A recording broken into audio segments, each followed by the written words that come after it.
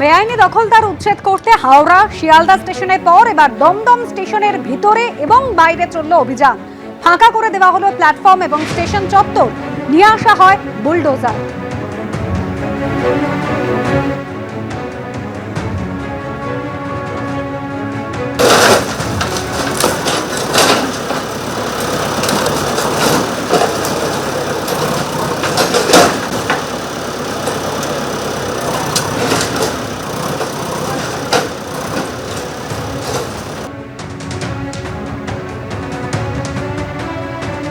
শিয়ালদা হাওড়া স্টেশনের পর এবার দমদম স্টেশনের চত্বর বেআইনি দখলদারদের হাত থেকে মুক্ত করার অভিযান শুরু হলো।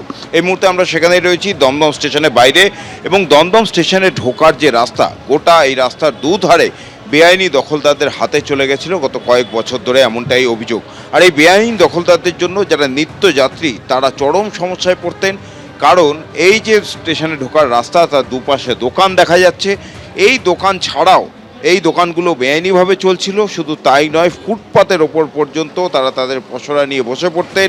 রাস্তা ছোট হয়ে গিয়েছিল, রাস্তার ওপর পর্যন্ত সমস্ত দোকান, ঠেলাগাড়ি, ঝুপড়ি দিয়ে তারা এখানে বসে পড়তেন, বেআইনিভাবে রাস্তা দখল করে থাকতেন, এমনটাই অভিযোগ। এবং তার জেরে যারা নিত্যযাত্রী, যারা প্রত্যেক দিন স্টেশনে আসেন, তারা কিন্তু চরম সমস্যায় পড়তেন। এখানে ঘিঞ্জি হয়ে যেত এই রাস্তাটি, এখানে ধাক্কাধাক্কি, হুড়োহুড়ির পরিস্থিতি তৈরি হয়ে যেত অফিস টাইমে, এবং প্রত্যেক দিনই কিন্তু এই পরিস্থিতি হতো এই বেআইনি দখলদারদের জন্য। দীর্ঘদিন ধরে এই বেআইনি দখলদারদের এখান থেকে ওঠানোর চেষ্টা করেছে রেল, কিন্তু অভিযোগ যতবারই এই বেআইনি দখলদারির হাত থেকে দমদম স্টেশন কিংবা অন্যান্য স্টেশন চত্বরগুলো তারা সাফাই অভিযান চালানোর চেষ্টা করেছে, ততবারই তৎকালীন সময়কার শাসক দল তারা এই বেআইনি দখলদারদের হয়ে প্রতিবাদ আন্দোলন শুরু করে দিত, পরিস্থিতি উত্তপ্ত হয়ে উঠত, তাই রেলকে পিছু হতে বাধ্য হতো।